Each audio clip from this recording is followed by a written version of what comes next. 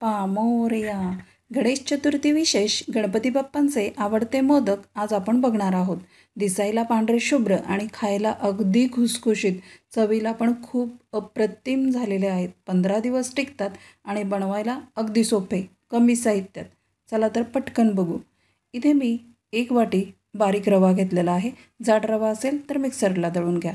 आता आवरण्यासाठी जी आपण कणिक मळणार आहे त्याला आपल्याला मोहन घालायचं आहे. इथे आपल्याला मोहन कडकडीत हवं आहे. त्यासाठी मी 3 चमचे तूप घेतलेलं आहे आणि तूप अगदी कडकडीत गरम करून घेतलेलं आहे.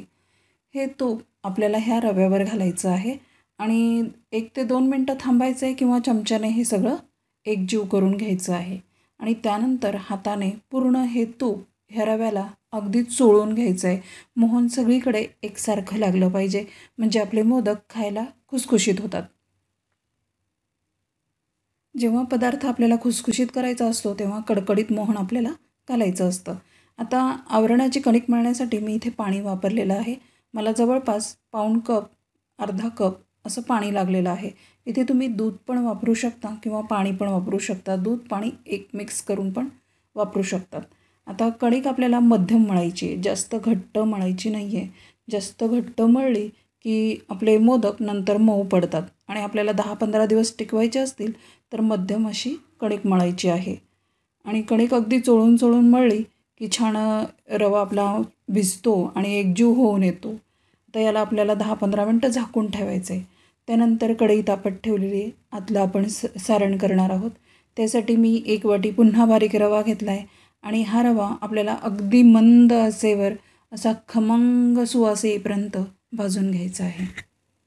सुरुवातीला मी तूप न घालताच हा रवा 2 मिनटं भाजून घेणार आहे. आता इथे तुम्ही बघू शकता रव्याचा रंग बदललेला आहे.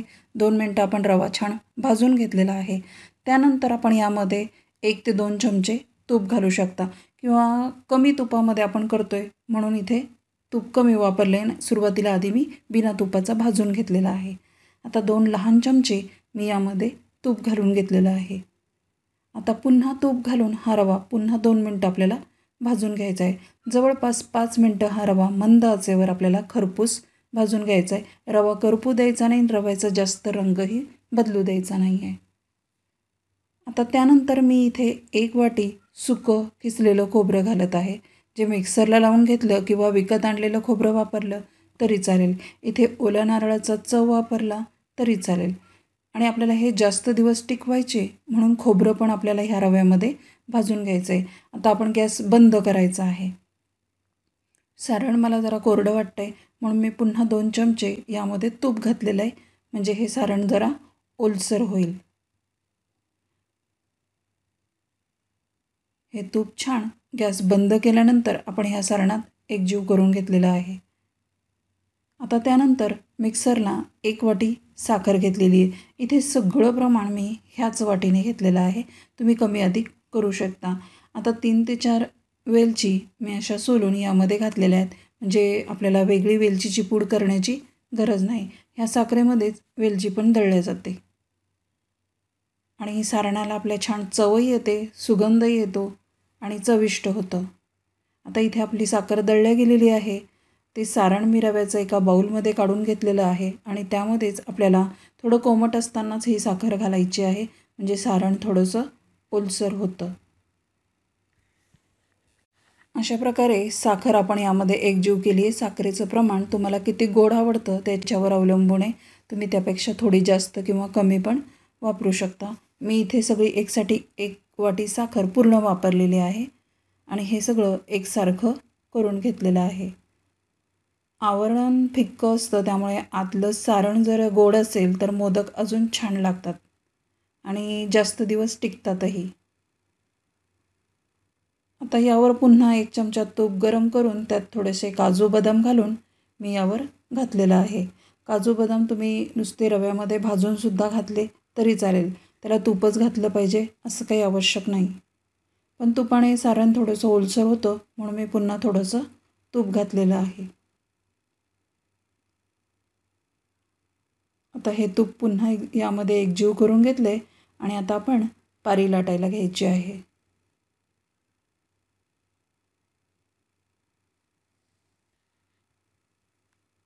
आता आता पुन्हा 15 मिनटानंतर मी कणिक छान मळून घेतलेली आहे. थोडंसं ओला हात घेऊन आपल्याला ही कणिक मळून घ्यायची आहे, कारण रवा पाणी जास्त शोषून घेतो.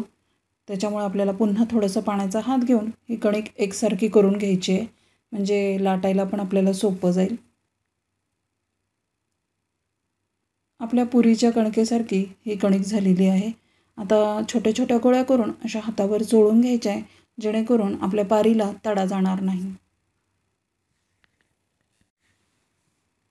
अशा गोळ्या सुरुवातीला करून ठेवल्या आणि एका रुमालाने थोडा रुमाल पिळून घ्यायचा कडक ओला करून आणि तो झाकून ठेवला की आपली ही कणिक कडक होत नाही आणि लाटायला दोघीजणी असतील तर पटपट होतात, मग झाकण्याची काही गरज नाही. अशा प्रकारे आपल्याला ही लाटी उचलून उचलून पातळ अशी लाटून घ्यायची आहे. पारी जर जाड ठेवली तर आपले मोदक 2-3 दिवसातच मऊ पडतात आणि तुम्ही ताजे ताजे करत असाल तर मग पारी जाड ठेवली तरी चालेल. आता इथे मी अशा प्रकारे पातळ ही पारी लाटून घेतलेली आहे. आता कळ्या पडायला सोपं जातं म्हणून मी खाली ताटली घेतली आहे, म्हणजे आपण ताटली फिरवू शकतो किंवा हातात घेऊन पण सारण भरू शकतो. पण तुम्हाला जर सवय नसेल तर अशा प्रकारे ताटलीत घेऊन पण तुम्ही सवय करू शकता. तर याला पाणी लावायची गरज नाही आहे, आपलं सारण छान मऊ झालेलं आहे. तर दोन्ही हातामध्ये असं पारी उचलून अशा प्रकारे आपल्याला घड्या पाडत जायच्या आहेत. हळूहळू ताट सरकवत ह्या आपल्याला घड्या पाडून घ्यायच्या आहेत. अगदी सोपं आहे, कोणालाही जमेल. थोडासा सराव केला की पटकन जमतं. अशा प्रकारे जसं आपण साडीला निऱ्या पाडतो तशा प्रकारे आपण घड्या पाडत पाडत एका टोकापासून दुसऱ्या टोकापर्यंत यायचं आहे.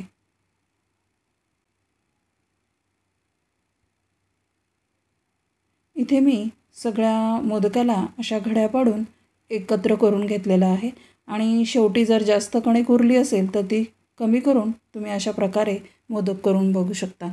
इथे तुम्ही बघू शकता किती छान घड्या पडलेल्या आहेत. अगदी कळ्या सुंदर दिसत आहेत. सुबक असा मोदक तयार झालेला आहे. तुम्हाला एक एक पारी लाटायला जड जात असेल तर अशी मोठी पोळी लाटून एकसारख्या तुम्ही करून घेऊ शकता. असं हातावर घेऊन अर्ध्या घड्या पाडून घेतल्या आणि नंतर सारण भरलं तरी चालेल.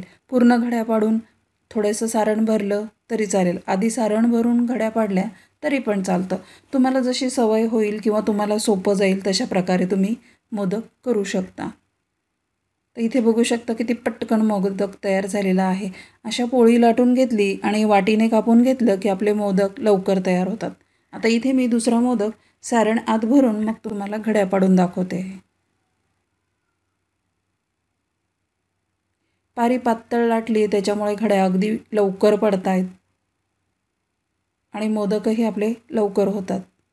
अशा प्रकारे मी सगळे मोदक तयार करून घेतलेले आहेत. आता त्यानंतर कढईमध्ये तेल तापायला ठेवलं आहे व तेल मध्यम गरम झाल्यानंतर आपल्याला मोदक सोडायचे. कढईत मावतील एवढे मोदक मी सोडून घेतलेले आहेत आणि अगदी मंद आचेवर आपल्याला तळायचे आहेत. जास्त आच मोठी केली की आपले मोदक करपतील. बाहेरून तर दिसतील तळल्यासारखे पण आतून कच्चे लागतील आणि मग ते लवकर मऊ पडतील.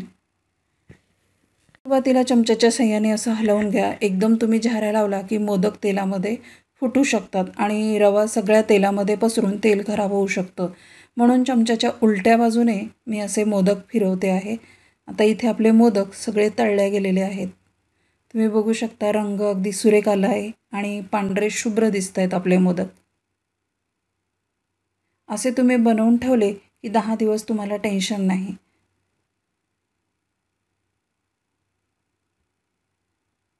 मैत्रिणींनो, चॅनलवर नवीन असाल तर चॅनलला सबस्क्राईब करा आणि असे खुसखुशीत मोदक गणपती बाप्पाला नक्की बनवून बघा. मोदक कसे वाटले मला कमेंट करा. रेसिपी तुमच्या मैत्रिणींना शेअर करा. थँक्यू.